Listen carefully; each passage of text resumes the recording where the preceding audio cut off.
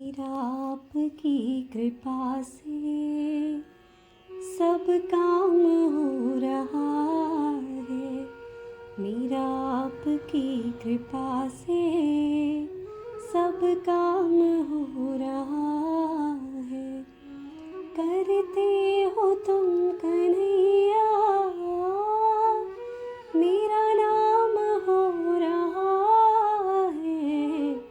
मेरा आपकी कृपा से सब काम हो रहा है।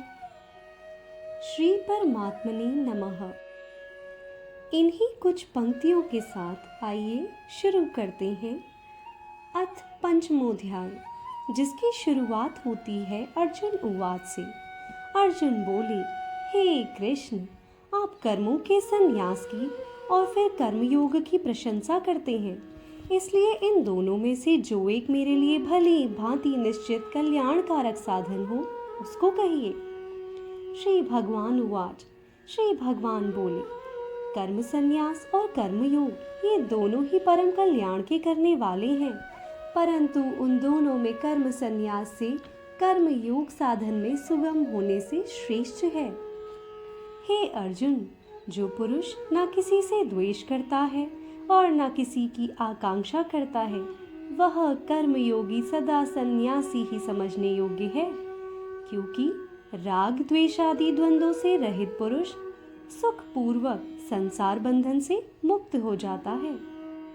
उपयुक्त संन्यास और कर्मयोग को मूर्ख लोग पृथक पृथक फल देने वाले कहते हैं, ना कि पंडित जन, क्योंकि दोनों में से एक में भी सम्यक प्रकार से स्थित पुरुष दोनों की फल रूप परमात्मा को प्राप्त होता है।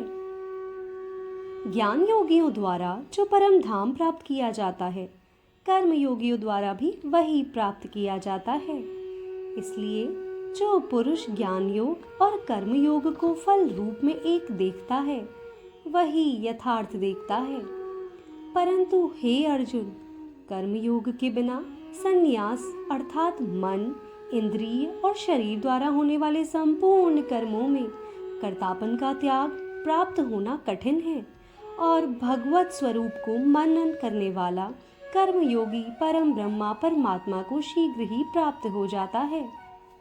जिसका मन अपने वश में है, जो जितेंद्रिय एवं विशुद्ध अंतःकरण वाला है, और संपूर्ण प्राणियों को आत्मरूप परमात्मा ही जिसका आत्मा है, ऐसा कर्मयोगी कर्म करता हुआ भी लिप्त नहीं होता।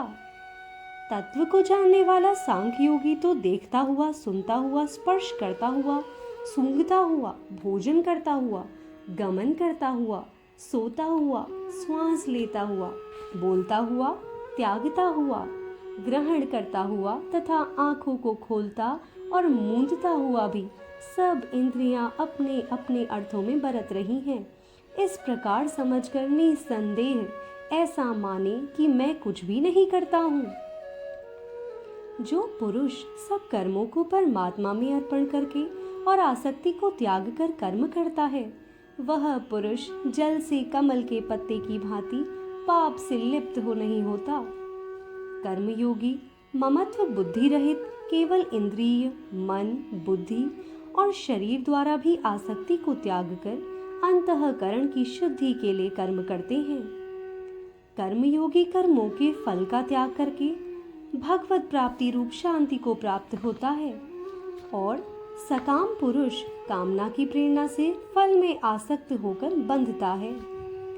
अंतःकरण जिसके वश में है, ऐसा सांख्य योग का आचरण करने वाला पुरुष ना करता हुआ और ना करवाता हुआ ही नव द्वारों वाले शरीर रूप घर में सब कर्मों को मन से त्याग कर आनंद पूर्वक सच्चिदानंदन परमात्मा के स्वरूप में स्थित रहता है।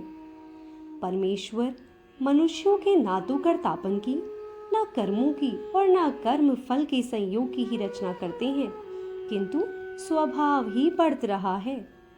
सर्वव्यापी परमेश्वर भी ना किसी के पाप कर्म को और ना किसी के शुभ कर्म को ही ग्रहण करता है, किंतु अज्ञान के द्वारा ज्ञान ढका हुआ है, उसी से सब अज्ञानी मनुष्य मोहित हो रहे हैं।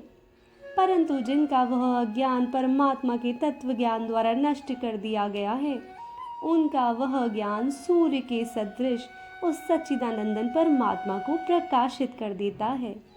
राधे राधे।